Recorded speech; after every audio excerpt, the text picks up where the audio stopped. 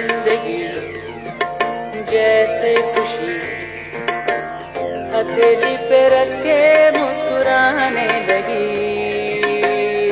जिंदगी ला ला ला ला ला, ओ जिंदगी ला ला ला ला ला। ये जिंदगी जैसे खुशी हथेली पे रख के मुस्कुराने लगी। जिंदगी ला ला ला ला ला, ओ जिंदगी ला ला ला ला ला।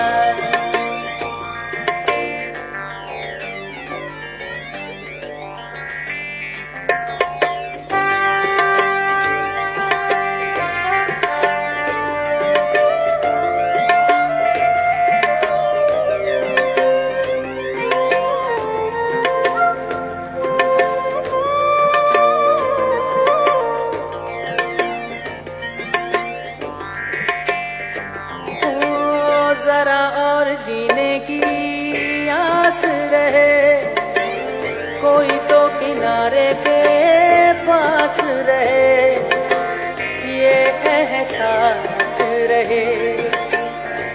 ओ जरा और जीने की आस रहे, कोई तो किनारे के पास रहे, ये एहसास रहे। यूं ही मुझे ऐसा लगे साहिल पे जैसे घर बनाने लगी। जिंदगी ला ला ला ला ला, ओ जिंदगी ला ला ला ला ला।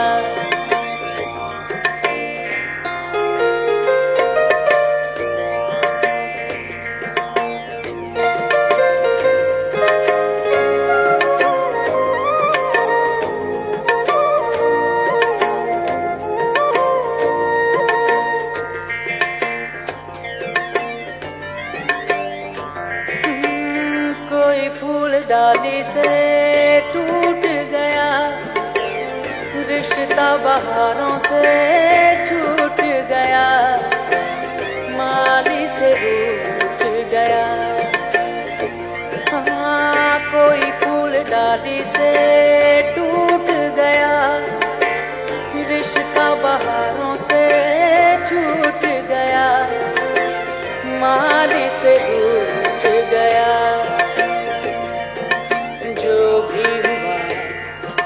जैसा हुआ चलो ये बेचारी भी किनारे लगी। जिंदगी ला ला ला ला ला, ओ जिंदगी ला ला ला ला ला। ये जिंदगी जैसे खुशी हथेली पे रख के मुस्कुराने लगी। ला ला ला ला ला, ओ जिंदगी ला ला ला ला ला।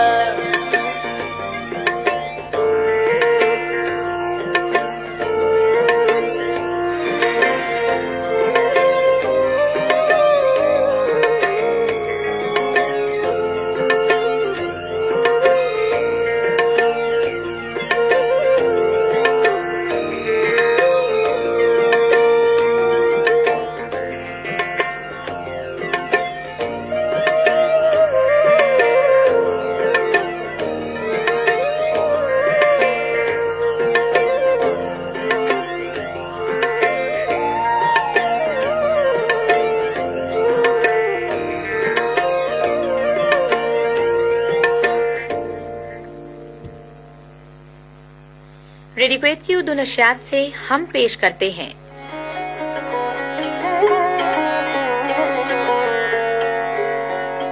हफ्तावार प्रोग्राम आज के मेहमान।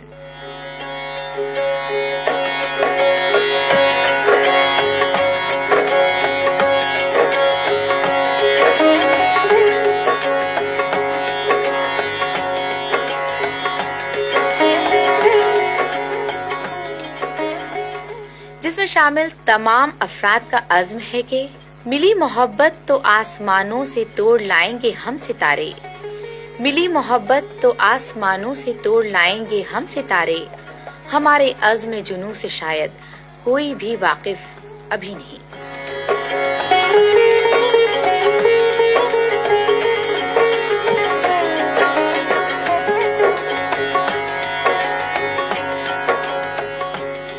अदबी, समाजी और तफरीही सरगर्मियों से ताल्लुक़ रखने वाले कुवैत की नामवर शख्सियात से मुलाकात।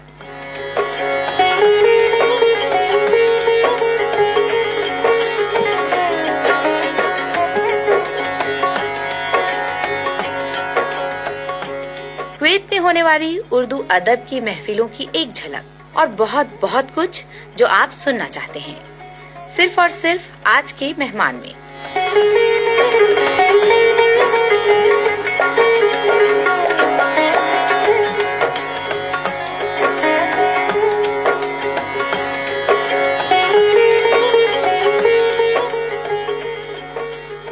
जी अस्सलाम, खुशामदीद प्रोग्राम आज के मेहमान में आपकी मेजबान निदा मिर्जा, साउंड इंजीनियर बरकत खान, साथी अनाउंसर रज़िया अशरफ और आज की हमारी मेहमान शख्सियत के साथ आप सबको खुशामदीद कहते हैं।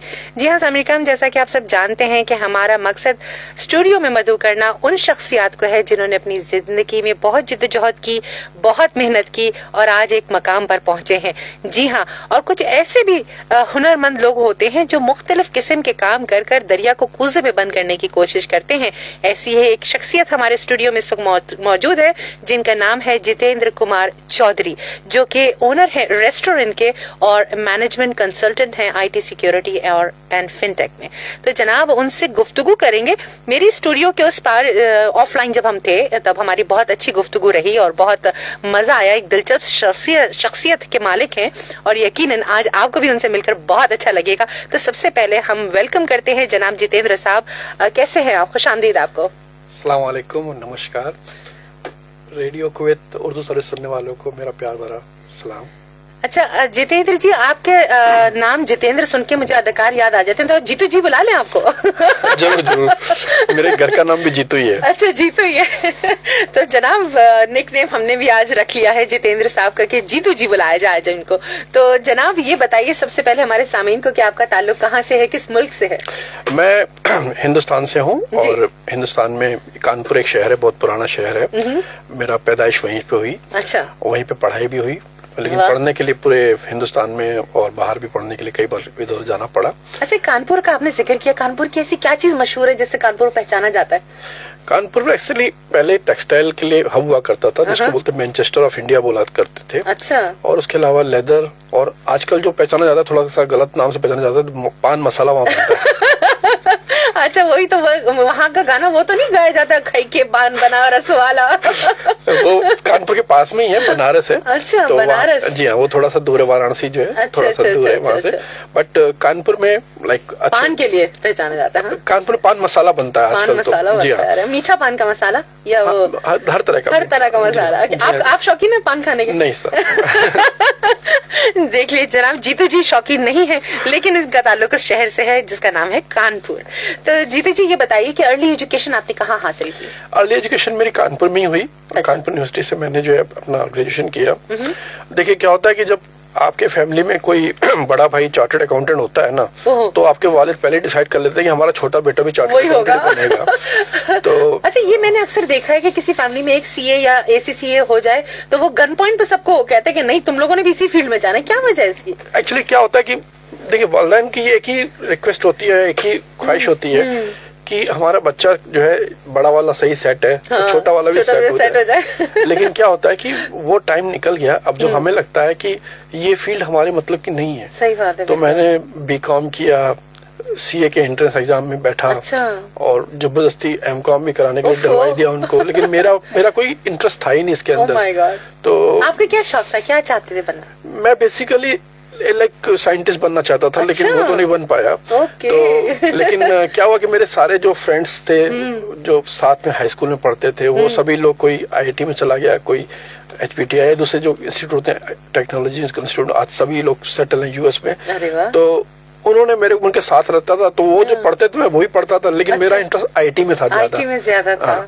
तो धीरे धीरे फिर जो है मैंने जब बात की भाई कि मेरे को ये समझ में नहीं आ रहा, मैं तो इसको पढ़ करके कुछ नहीं कर सकता हूँ, तो मेरे को इससे निकालो। तो मैंने एमकॉम जो है लाइक सेकेंड ईयर में मैंने छोड़ दिया एमकॉम, एंड देन फिर मैं अपनी ट्रेनिंग के लिए बैंगलोर चला गया। अच्छा। वहाँ पे मैंने सॉफ्टवेयर की ट्रेनिंग की, AT&T लैब हुआ करती थी उस समय, तो वहाँ पे मैंने ट्रेनिंग की, जो मेरा बैकलॉग था वो मैंने पूरा कंप्लीट किया। और उसके बाद फिर आकर के कानपुर में आकर के मैंने अपना जॉब शुरू किया आईटी का। अच्छा, सही। तो उसके बाद फिर एटलीस्ट ये लग रहा था कि जो मैं करना चाहता हूँ वो मैं कर रहा हूँ। तो आईटी में क्या स्पेसिफिकेशन थी आपकी, क्या चीज? आईटी में मेरी एक्सपर्टीज है बिजनेस एप्लीकेशंस की है। अच्छा। Like complete development of applications, project management, वो धीरे धीरे होता है। शुरुआत आपकी जो है प्रोग्रामिंग से ही होती है, एंड एक लेवल पे आने के बाद आप प्रोग्रामिंग छोड़ देते हैं, फिर आप जो है रिक्वायरमेंट एनालिसिस पे बेस करते हैं, and then probably you management, IT management चले आते हैं। तो लास्ट जितने साल मैंने 17 साल काम किए कुवैत में, कुवैत पेट्रोलियम कॉर्पोरेशन में। कुवैत किस ईयर में आए आप? कुवैत 2000 में मैं आया था। 2000 में? तो क्या चीज थी जिसने मोटिवेट किया कुवैत आने के लिए आपको? फ्रैंकली स्पीकिंग देखिए ऐसा कि मेरे साथ ये था कि मैं यूएस जा रहा था। अच्छा। मेरा वीजा प्रोसेसिंग में था, लेकिन जिस कंपनी में था वो कंपनी को किसी और कंपनी ने टेक ओवर कर लिया। अच्छा। तो उन्होंने बोला सब आपकी जो वीजा है 6 महीने के लिए पोस्टपोन कर दिया, यानी वीजा प्रोसेसिंग चल रही है लेकिन हम हायरिंग 6 महीने बाद करेंगे। तो आप 6 महीने ऐसा करिए, हम आपको सैलरी देते हैं, 6 महीने आप रहिए इंडिया में, वो करिए। इस बीच मेरे पास कुवैत पेट्रोलियम कॉर्पोरेशन से लगातार रिक्वेस्ट कई बार आ चुकी थी, 2-3 बार इंटरव्यू भी हो चुके थे। तो उन्होंने बोला ऐसा करिए, आप इसको 6 महीने का टाइम है ना, आप आ जाओ, सही, और नहीं पसंद है वापस चले जाना। सही। तो सही ऑप्शन था। तो फिर ऐसे आए कि गए नहीं वापस। कुवैत के लिए कहा जाता है कि जो बंदा यहाँ पे 3 महीने भी रुक जाए ना, उसके बाद कभी जा नहीं सकता कहीं पर भी, उसके लायक ही नहीं रहता कहीं जाने के। अच्छा, ये एक अच्छी बात है, वो लायक नहीं रहता कहीं जाने के लिए। देखिए प्यार वगैरह इतना मिलता है, आप बिलीव नहीं करोगे, मेरे अपने जो फैमिली इंडिया में है, जो भाई हैं, भतीजे हैं या दूसरे लोग हैं, उनसे बड़ी फैमिली मेरी कुवैत के अंदर है। और इतने 23 सालों में मैंने जो प्यार कमाया है, जो दोस्ती कमाई है, वो यानी खून के रिश्तों से बढ़ के। बिल्कुल ऐसा ही, ऐसा ही। तो जनाब यहाँ पर आए, कोई पेट्रोलियम कंपनी में जॉब करी, और साथ साथ आप माशाल्लाह से एक रेस्टोरेंट के भी ओनर है, ये क्या कहानी है? देखिए उसके लिए एक ये है कि मेरे को खाना बनाने का और खाना खाने का बड़ा शौक है। अच्छा। लेकिन हमारी जो मैडम है ना, वो मेरे किचन में घुसने नहीं देती है। अच्छा, अमूमन जिन लोगों को शौक होता है उनको पकाने वकाने का नहीं शौक होता। पकाने का दोनों शौक है, पकाने का शौक है, लेकिन वो मैडम कहते हैं कि तुम पकाते तो ठीक हो, लेकिन सारा जो है खेचल कर देते हो पूरा। तो इसलिए किचन में नहीं आना, किचन में मत आना। तो मैंने कहा ठीक है, फिर मैं किचन बाहर ले लेता हूँ। सही है, वेरी गुड। तो बेसिकली ये मजाक तो एक अलग बात है। अपार्ट फ्रॉम दैट कि जब मैंने KPC में जॉब करता था, तो 17 साल जॉब करने के बाद कंपनी ने बोला कि भाई अब हमें कोटेशन करना है, so we request you to change your contract to a normal contract, जो थर्ड पार्टी कॉन्ट्रैक्ट होता है। ठीक है। तो मैंने कहा इतने साल तो मैंने यार एज ए बॉस की तरह रहा हूँ, अब मैं थोड़ा चेंज करूंगा तो मेरे को अच्छा नहीं लगेगा। आप ऐसा करो, मेरा हिसाब किताब कर दो, कंसल्टिंग रोल में दे दो, मैं कभी कोई आया करूंगा, तो वो जब मैं आपको हेल्प करूंगा, जब भी उसके पैसे आप देते रहना, तो मैं यहाँ पे अपना जो है कहीं और चला जाता हूँ। तो लेकिन कुवैत से जाने का मन नहीं हुआ, और जब हमने कुवैत में इतने साल बिताए तो मैंने कहा चलो ट्राई मारते हैं। तो फिर मैंने एक पहले रेस्टोरेंट खरीदा, क्योंकि मेरा इंटरेस्ट इसमें था, इसलिए किया। सही सही।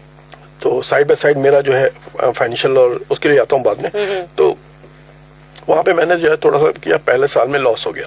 पहले साल में यानी कि जैसे कहते हैं जोश तो था, लेकिन बिजनेस की नॉलेज नहीं थी उस समय। अच्छा, सही। तो डिसअपॉइंट हुए थे उस टाइम पे? हाँ, थोड़ा बहुत तो हुए थे, लेकिन देखिए क्या होता है कि एक असफलता सिखाती है कि आपने प्रयत्न ठीक से नहीं किया। सही बात तो हमने पूरी दोबारा मेहनत से किया। लेकिन वो क्या चीज थी जो आपको वापस लेकर आई उस डिसअपॉइंटमेंट से? वो जरूर हाईलाइट कीजिएगा, क्योंकि अमूमन लोग डिसअपॉइंट करके बंद कर देते सबको, फिर नेक्स्ट चैप्टर खोल लेते हैं। देखिए हमने पहले, एनालिस्ट में पहले से ही था, तो पहले हमने गलतियां आइडेंटिफाई की, हमने गलतियां की क्या थी, हम प्रोडक्ट क्या दे रहे थे, हम कोशिश कर रहे थे कि जितनी भीड़ बड़े रेस्टोरेंट हैं, ऑलरेडी इंडियन रेस्टोरेंट्स हैं, उन्हीं में एक और जुड़ रहा था। तो मैंने कहा इस तरह से तो काम बनेगा नहीं, क्योंकि हमें कुछ अलग सेगमेंट में जाना पड़ेगा। तो हमने फिर अपने फूड को चेंज किया लोकल कस्टमर्स के हिसाब से, कुवैती कस्टमर्स के हिसाब से। हमारी बिरयानी है इंडियन बिरयानी, मुगलई है, लेकिन उसका टेस्ट कुवैती कस्टमर के हिसाब से है। हमारे हम लोग लाइक लाल मिर्च और हरी मिर्च यूज ही नहीं करते हैं टोटल। हाँ, क्योंकि अरब फूड्स के अंदर स्पाइसेस नहीं होते हैं। विदाउट स्पाइसेस बनता है। बिरयानी तो स्पाइसेस से भरी होती है। बिरयानी में अरोमा होना चाहिए, ठीक है ना, कोई जरूरी नहीं कि आप मिर्ची वाली बिरयानी हो, तो हैदराबादी बिरयानी तो मिर्ची वाली होती है, लेकिन हम आपको वो बिरयानी खिला सकते हैं जिसमें आपको मिर्च नहीं लगेगी लेकिन टेस्ट पूरा आएगा। Wow, that's nice. तो हम लोगों ने फिर उस हिसाब से चेंज किया काफी। तो अगले साल we came back in profit और उसके बाद से पीछे पलट के देखा नहीं। फिर एक पीरियड आया कोरोना का। हाँ, कोविड वाला जरा हिस्ट्री बताएं अपनी, बड़ी दिलचस्प है आपकी। जी, कोविड वाली हिस्ट्री ऐसी थी कि जब सारा पूरा दुनिया जो है हेल्पलेस थी, कोई कुछ नहीं कर पा रहा था, हर आदमी बैठा हुआ था कि कहाँ क्या किया जाए, घर पे बैठे बैठे बोर हो रहे थे। तो एक दिन मैंने अपने स्टाफ से पूछा, भाई सैलरी तो देनी पड़ रही थी, किराया भी दे रहे थे, जो हमारे सारे खर्चे थे बाकी तो चल ही रहे थे। तो हमने फिर स्टाफ से बात की क्या किया जा सकता है। बोले सर आप बताएं, जो आदेश करेंगे हम तैयार हैं। ठीक है। तो मैंने उनसे बोला ठीक है, काम करो, जितने चावल पड़े हैं चढ़ा दो, दाल चावल बनाओ और सबको बोलो जितने भी हैं आसपास के जितने लोग आ जाए। वहाँ पे एक्चुअली कुछ कैंप्स हैं, जिस जगह पे ब्लॉक 3 में हमारा जो क्लाउड किचन है उसके आसपास कैंप है। अच्छा। हम लोगों ने वहाँ पे माउथ टू माउथ पब्लिसिटी करा दी कि भाई आप सुबह 7 बजे और शाम को 6 बजे, जब भी यानी कर्फ्यू में डील होती थी, जो भी होता टाइम होता था, आप आकर के खाना ले जाइए फ्री ऑफ कास्ट।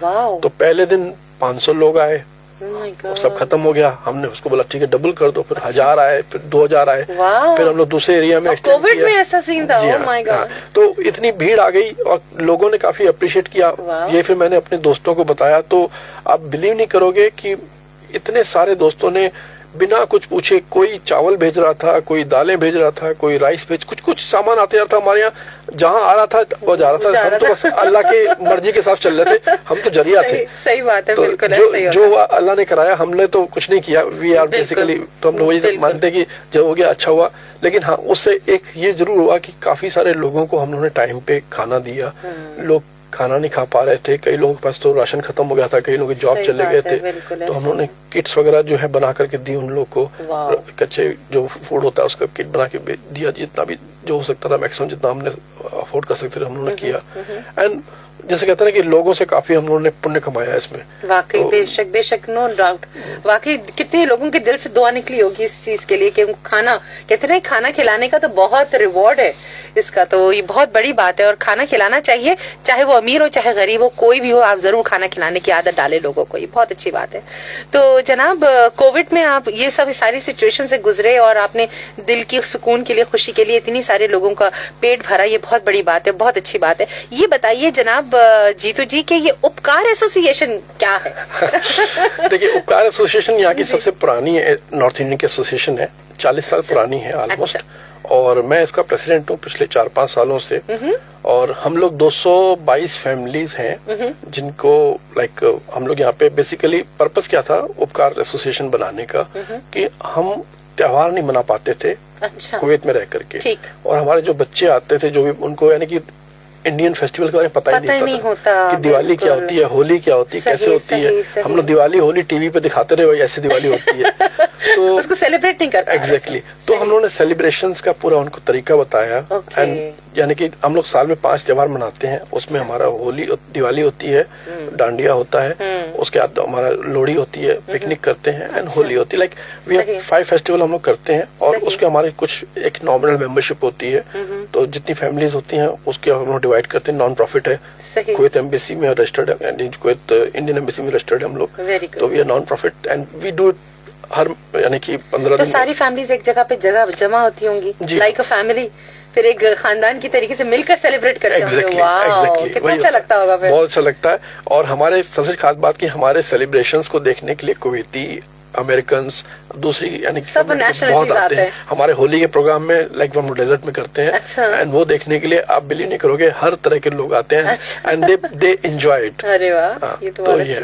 तो इसमें आपके पास पूरी टीम है उपकार की? जी हाँ, जो ऑर्गेनाइज करती है? जी हाँ, मेरे पास अराउंड वी आर 7 पीपल, जो हमारा एक उसको हम लोग ईसी बोलते हैं, एग्जीक्यूटिव कमेटी बोलते हैं। हर साल हम लोग इलेक्ट करते हैं एग्जीक्यूटिव कमेटी, तो उसमें हमारे सारे जो है मेंबर्स हैं, एंड वी नॉर्मली सबकी जिम्मेदारी फिक्स है। जैसे मेरा काम है कि पीपल मैनेजमेंट, मेरा काम है लाइक जो है स्पॉन्सरशिप हैंडल करना, मेरा काम है प्रोजेक्ट प्लानिंग, और उसके बाद एग्जीक्यूशन के लिए हर एक की टीम अलग काम करती है। सही जी। तो इस तरह से इवेंट मैनेजमेंट भी काफी एक्सपर्ट हो गए हैं, तो इसी के साथ साथ हम लोग को काफी सारे और काम मिलते हैं कि भाई हमारी पार्टी ऑर्गेनाइज कर लो, हमारे दूसरे इवेंट ऑर्गेनाइज कर लो, so we do lot of things. अरे वाह, वेरी नाइस। तो अगर आपको कोई भी त्योहार मनाना है तो जीतू जी से राब्ता कीजिएगा, वो भी हमारे रेडियो के नंबर के जरिए 99958246। हाँ, तो अच्छा जीतू जी ये बताइए कि आपकी फैमिली में कौन कौन है, थोड़ा सा इंट्रोडक्शन दीजिए अपनी फैमिली का कि यहाँ पर कौन है और इंडिया में कौन कौन है आपके। मेरी घर में वाइफ है रितु चौधरी, वो हाउस वाइफ है, हाउस मेकर जिसे बोलते हैं। Of course yes, house maker, बिल्कुल ऐसे ही है। तो वो जॉब नहीं करती हैं। And it's not easy job, it is the most difficult job. तो वो जो है लाइक वो मेरे को मैनेज करती हैं। अच्छा, वो आसान है या मुश्किल है? ये उनसे पूछना पड़ेगा। वो उनसे पूछना पड़ेगा। ठीक है। तो मेरा तो ये कहना है कि डेफिनेटली हम जो अपनी तरफ से करते हैं तो वी आर लाइक यहाँ पे हस्बैंड वाइफ है, और मेरी बड़ी बेटी जो है वो इंडिया में है, उसकी शादी हो चुकी है। अच्छा, नाइस। वो दिल्ली में है। nice. और छोटी बेटी अभी भी आर्किटेक्चर कंप्लीट करके आई है बेंगलोर से, and she will be going for further studies in US या लाइक यूके, जहाँ भी सेलेक्ट करेगी। तो बस 2 बच्चे हमारे and husband wife, happy family. Happy family. Very nice. अच्छा ये बताइए जीतू जी, आप अपनी अम्मा अब्बा में से किसके लाडले ज्यादा थे? देखिए मैं सच बताऊं आपको कि मार तो बहुत दोनों मारते थे। अच्छा। प्यार भी बहुत करते थे। हाँ। लेकिन मदर से मैंने बहुत कुछ सीखा, और मदर से ज्यादा बेसिकली मैं अपने दादाजी का लाडला था। अच्छा। तो हमारे दादाजी जो थे बेसिकली पाकिस्तान में सक्खर में यानी कि जमींदार थे, 40 गांव के जमींदार थे। वो मेरे को अपनी जमींदारी के किस्से सुनाते थे। आधे समझ में आते थे, आधे समझ नहीं आते थे। लेकिन वो मेरे को अभी दुनाली दिखाते थे, वो बोलते थे मेरा घोड़ सफेद घोड़ा था और ये था वो। तो लाइक वो जो किस्से कहानियां सुनाते थे ना, तो उससे एक इंटरेस्ट जगा मेरा इन चीजों को समझने में। सही। और वो संगीत सुनते थे, सूफी म्यूजिक। ओके। ठीक है। तो वो पुराने वो हमारे यहाँ एक वो रिकॉर्ड प्लेयर हुआ करता था उस जमाने में, और एक बड़ा सा रेडियो हुआ करता था। अच्छा। और एक उनकी धुनाली हुआ करती थी। इन तीनों चीजों को दादाजी सिर्फ मेरे को ही टच करने देते, किसी को टच नहीं। अरे वाह, लाडले होने का फायदा हो गया ये तो। तो वो मेरे को उसमें संगीत के बारे में काफी कुछ जो है सीखने को मिला उनसे। सही। वो गाते भी अच्छा थे, तो उनसे काफी इंस्पिरेशन मिली। समझाते थे कि कैसे क्या होता है। हालांकि उस उम्र में मेरे को इतना नहीं समझ में आता था क्या चीज कैसे होती है, सारे गामा क्या होता है, सरगम क्या होती है। लेकिन हाँ, अब आगे सुनने का शौक बहुत हो गया। चले, ये तो बहुत सुनने का शौक तो हो गया, लेकिन साथ साथ आप सुर संगम के फाउंडर भी बन गए, ये क्या कहानी है? देखिए ऐसा है कि हम लोग जैसे कहते हैं ना कि सुनने का शौक है, तो डेफिनेटली मैं सिंगर्स को इनवाइट करता था अपने घर पे। अच्छा। आइए बैठ करके एक महफिल जमाते हैं। सही। बातें करते हैं। सही। कुछ खाते पीते हैं। खाने पीने की दिक्कत थी नहीं, रेस्टोरेंट अपना था। मैडम को वैसे भी वो पार्टियां होस्ट करने का शौक था। अच्छा। तो सब बैठ करके आते थे, मस्तियां करते थे, बातें करते थे। तो फिर ये बात हुई क्यों ना इसको हम लोग थोड़ा फॉर्मलाइज कर लें, थोड़ा इसको अच्छे से कर लें। सही। तो फिर हम लोगों ने प्लानिंग किया कि इसको जो है we will do it in a proper way. तो हमने फिर सुर संगम की फाउंडेशन डाली। इसके पहले एक और दूसरा ग्रुप था, मैं उसका नाम नहीं लूंगा, मैं भी उसका हिस्सा था। तो इन्होंने कहा कि चलो हमें अलग से एक फॉर्म करते हैं, हमारा थोड़ा सा अलग पैटर्न होगा। तो उन्होंने अलग से किया एंड वी डिड वेल। हमने शुरुआत की, 6 महीने हुए हम लोग को, अभी तक ज्यादा नहीं हुए हैं। हमने शुरुआत की थी 5-6 सिंगर से। ठीक है। और 7 सिंगर थे मिला के, मेरे को मिला के और वाइफ को मिला के 7 सिंगर थे, 5 दूसरे लोग थे। और धीरे धीरे करते हुए 25 सिंगर हैं आजकल हम लोग पास, और 7 सिंगर पाइपलाइन में हैं, हम स्क्रीनिंग के बिना लेते नहीं है। और 20 इंक्वायरीज पड़ी हुई हैं। So it is just 6 months, और हम लोग ने काफी कुछ किया। फॉलोअर्स भी हमारे जो है इंस्टाग्राम पे 3,500 के आसपास फॉलोअर हो गए। वाह, वेरी नाइस। अच्छा, आपने ना इंट्रोड्यूस करा दिया अपने आपको एज ए सिंगर, सोच लें आप। नहीं, मैं सिंगर आप कह रहे हैं मैं भी एज ए सिंगर, और मेरी वाइफ भी। आपको अगर देखिए प्रोग्राम खराब करना हो तो मेरे से गवा लीजिए। नहीं, आप यकीनन फाउंडर है तो यकीनन मतलब आपको काफी नॉलेज होगा सुरों का। तो जनाब और बताइए सुर संगम के बारे में कि सिंगर्स तो आपके इतने सारे हैं आपके पास, तो मतलब आप किस तरह के इवेंट्स ऑर्गेनाइज करते हैं, या कोई अचीवमेंट हो आप लोगों की एज एन ऑर्गेनाइजेशन? सबसे पहले तो हम लोग एक हमारा जो मंथली जैमिंग सेशन बोलते हैं वो हम लोग करते हैं, कभी किसी घर पे कभी किसी के घर पे। ठीक। लेकिन अभी हमें स्पॉन्सर्स मिल गए हैं, तो स्पॉन्सर ने हम लोग को जो है जगह की जिम्मेदारी किसी ने ले ली है। अच्छा। खाने की जिम्मेदारी किसी और ने ले ली है। तो दे आर सेइंग दैट आप 200 लोग बुलाइए, 150 लोग बुलाइए, आप खर्चे की चिंता मत करिए, हम लोग करेंगे, nice. But quality should be something कि लोगों को हम बुलाए, अपने गेस्ट को बुलाए तो वो लोग निराश यानी कि नाराज होकर के निराश होकर न जाए। So we said okay, quality is our responsibility, you handle the other thing. तो डेफिनेटली अब जैसे कुवैत की आप सिचुएशन जानते हैं, जैसे अभी जो केस चल रहा है जो भी है, तो जब ये ठीक हो जाएगा तो डेफिनेटली हमारा अगला सेशन जो है नवंबर में या इंशाल्लाह नवंबर दिसंबर, जब भी यानी कि हालात माकूल होते हैं। तो मंथली बेसिस पे आप अपने इवेंट ऑर्गेनाइज करते हैं या इट्स ओकेजनली या कुछ? मंथली बेसिस पे करते हैं, तो प्रोबली कोई फ्राइडे लेते हैं हम लोग, जो हमारे ग्रुप में हम लोग एक पोलिंग कर लेते हैं कि कौन सा सूट करता है, तो उस हिसाब से हम लोग जगह के लिए वाले को फाइनल कर देते हैं and then we do it. And उसके हिसाब से फिर जो है हम लोग एक थीम रखते हैं, किसी बार राग पहाड़ी कर दिया, कभी हम लोगों ने उसको बोल दिया कि बॉलीवुड कर दिया, कभी सूफी कर दिया। अच्छा। तो हर एक को चैलेंज करते हैं। कौन सी ज्यादा आती है, जो लिस्टर्स चॉइस होती है वो किसकी ज्यादा आती है, कौन सा सुनना चाहते हैं लोग ज्यादा आजकल? देखिए मोस्टली तो यहाँ पे हम लोग बॉलीवुड वाले ज्यादा है, लेकिन अभी धीरे धीरे लोगों में इंटरेस्ट बढ़ रहा है कि सेमी क्लासिकल में जाने में या सूफी में, या जैसे कहते हैं कि अभी हम लोगों ने रिसेंटली यानी कि प्लानिंग किया है कि we will be doing something जिसमें जो बंदा कंफर्टेबल नहीं है हम उसको वो बोलेंगे कि आप उसमें गाने की कोशिश करो, ताकि चैलेंज करेंगे कि आप उसको ट्राई करिए, and this will definitely improve. And basically we have 1-to-1 mentorship kind of thing. तो जो हमारा सीनियर होता है वो उसी जूनियर के साथ अटैच करके वी मेक अ टीम, तो वो उसको पूरा ट्रेन करता है and then we they perform, तो उसमें निखर के आता है और हम सब एक दूसरे से सीखते हैं। सही बात है। तो यहाँ पे तो बाकी तो ऐसा कुछ नहीं कहते हैं ना, अपनी आखिरी सांस तक सीखते रहने का अमल जारी रखना चाहिए। वरना आप जिएंगे क्या, इसी तरह तो जिंदगी जिएंगे। तो जीतू जी ये बताइए कि आप किस किस्म की म्यूजिक सुनना पसंद करते हैं? मैं सूफी पसंद करता हूँ। अच्छा। और गजलें जितनी भी हैं। कोई एक फेवरेट आपका सिंगर, गजल सिंगर या कोई बॉलीवुड सिंगर? मेहंदी हसन, जगजीत सिंह। अच्छा। रेशमा जी। कौन सी गजल ज्यादा पसंद है? रंजिश ही सही। थोड़ा सा तो गुनगुना सकते हैं। आज गाने के लिए न करें। अच्छा, आगे कभी ऐसा सेशन करेंगे पूरा। चलें, जरूर बिल्कुल ऐसे सही है। अच्छा ये बताइए कि आपकी फैमिली में भी है, आपके बच्चों में भी आया सिंगिंग का शौक? नहीं, अभी तक तो नहीं आया। अभी तक नहीं आया। वो दे आर वेरी जो बड़ी वाली बेटी है वो तो अपने प्रोफेशन में बिजी है, तो उसका तो अपना टाइम ही नहीं मिलता। उसका तो उसके ऑफिस आवर्स ही बड़े ऑड होते हैं, बिकॉज शी हैंडल्स यूएसए, तो रात को काम करती है, तो उसका तो टाइम ही टोटल अलग होता है। तो सेम छोटी वाली है, अभी पढ़ के आई है and definitely she will be doing something, but उसका भी इंटरेस्ट जो है डांसिंग में ज्यादा है रादर देन सिंगिंग। अच्छा ये बताइए जीतू जी के आपकी प्रोफेशनल लाइफ है, एक आपका बिजनेस भी है, साथ साथ सुर संगम भी है, इतनी सारी चीजें मिलाने, सब मैनेज करना, फैमिली भी मैनेज करना, ये कितना आसान है आपके लिए या बहुत मुश्किल है? मुश्किल होता है। देखिए ऐसा होता है कि पहली चीज तो होती है कि जब कुवैत में रहना है आपको, तो सबसे पहले तो आपको दाल रोटी का इंतजाम करना है। ठीक है ना? जब दाल रोटी का इंतजाम हो जाता है तो फिर आपके डिनर के टाइम पे आप ये बात कर रहे हैं दाल रोटी की। जी। तो जब दाल रोटी का इंतजाम हो जाता है तो देन आपको सोचना पड़ता है कि भाई चलिए अब दाल रोटी का इंतजाम तो हो गया, थोड़ा सोशल का भी देखा जाए। बिल्कुल ठीक है। फिर सोशल में लोग आपसे उम्मीदें जब बढ़ा लेते हैं तो फिर आपको और बड़ा करने की होती है। बिल्कुल तो मेरा एक बेसिकली असूल है कि चीजों को उस लेवल पे ले जाओ, पैशनेटली करो किसी भी चीज को, तो उस लेवल पे लेके जाओ कि लोग कंपटीशन तो सोच ही ना सके आपके साथ में। तो चीजें तो बेसिकली उसी लेवल पे ले जानी है, चाहे वो उपकार है चाहे वो कुछ भी है। ठीक। तो सेम हमारा रेस्टोरेंट का भी है। तो नॉर्मली जैसे हमने शुरुआत की थी एक ही रेस्टोरेंट से, देन हमारे पास 5 क्लाउड किचन है और around we are having 14 brands. तो हम लोग पूरे कुवैत में हर जगह पे हैं। तो आइडिया तो यही है कि किस तरह करें कि आगे जितना काम बढ़ सके तो बढ़ाएं। तो हम लोग तो यहाँ पे बेसिकली रोजगार देने के लिए बैठे हैं। सही बात है। तो वही है। तो जनाब फ्यूचर प्लान्स क्या हैं, क्या क्या मजीद करना चाहते हैं? फ्यूचर प्लान्स देखिए अभी मेरी उम्र 55 साल हो गई है। अच्छा, उम्र बताने से चलें ठीक है, कोई बात नहीं। 5 साल नहीं, उम्र बताने में कोई दिक्कत नहीं है। Very nice. अब वैसे छुपाते हैं लोग? नहीं, मैं नहीं छुपाता। अच्छा चलिए, लोग सीनियर समझते हैं ना। अच्छा सही है। तो मेन चीज तो यह कि आगे प्लान ये है कि एक सुकून भरी लाइफ चाहिए।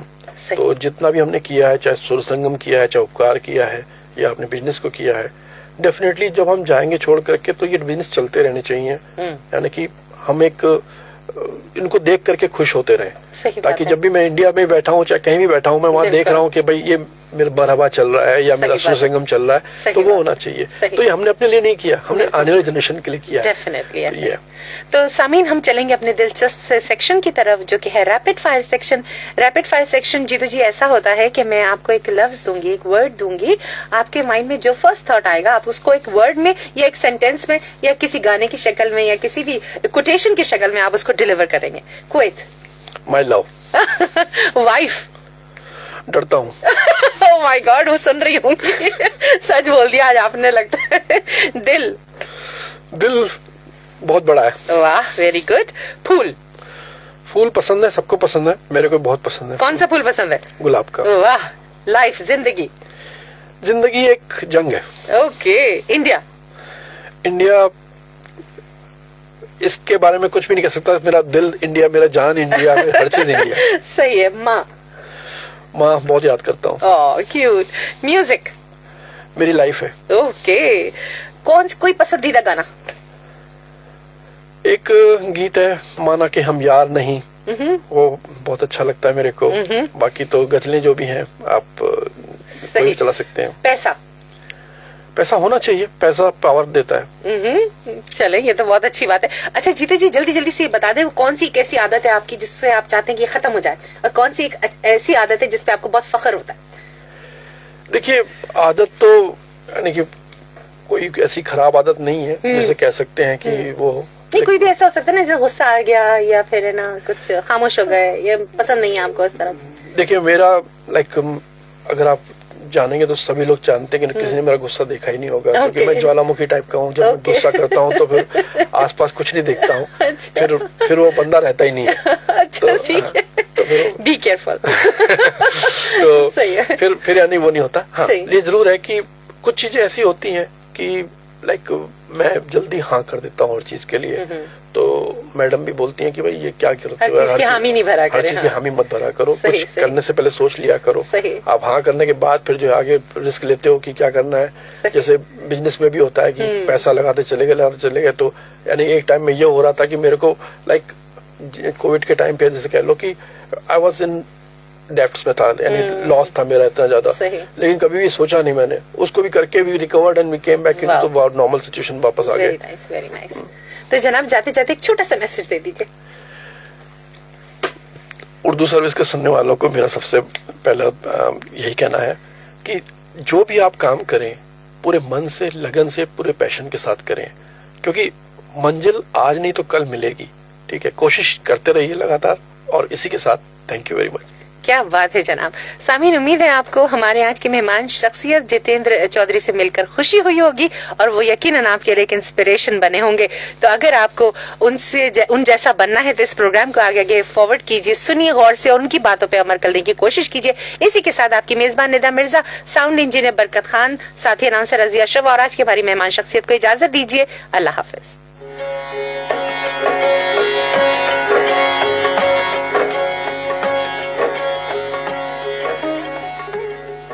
अभी आप सुन रहे थे हफ्तावार प्रोग्राम आज की मेहमान। तरतीब और पेशकश निदा मिर्जा।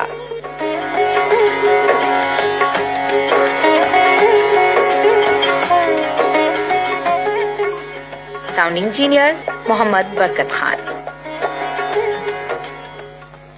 ये रेडियो कुवैत है। कुवैत में इस वक्त रात के 9 GMT के मुताबिक शाम के 6 बजने वाले हैं। हमारी आज की नशिस्त खत्म होती है इंशाल्लाह कल कुवैत के वक्त के मुताबिक शाम के 7 और GMT के मुताबिक शाम के 4 बजे कुवैत और खलीज अरब के सामीन इस प्रोग्राम को मीडियम वेव 963 किलोहर्ट्ज पर सुन सकते हैं, जबकि कुवैत में हमारे सुनने वालों के लिए ये प्रोग्राम FM बैंड में 93.3 मेगाहर्ट्ज पर भी नश्र किया जाएगा। जुनूब मशरकी और जनूबी एशिया, बांग्लादेश, भारत और पाकिस्तान के सामीन इस प्रोग्राम को शॉर्ट वेव 19 मीटर बैंड में 15,540 किलोहर्ट्ज पर सुन सकते हैं। मोहतरम सामीन, आपकी मेजबान निदा मिर्जा को इजाजत दीजिए। साउंड इंजीनियर बरकत खान और रजिया अशरफ को अपना और अपने अहले खाना का बहुत ख्याल रखिएगा। शब बखैर। अल्लाह हाफिज।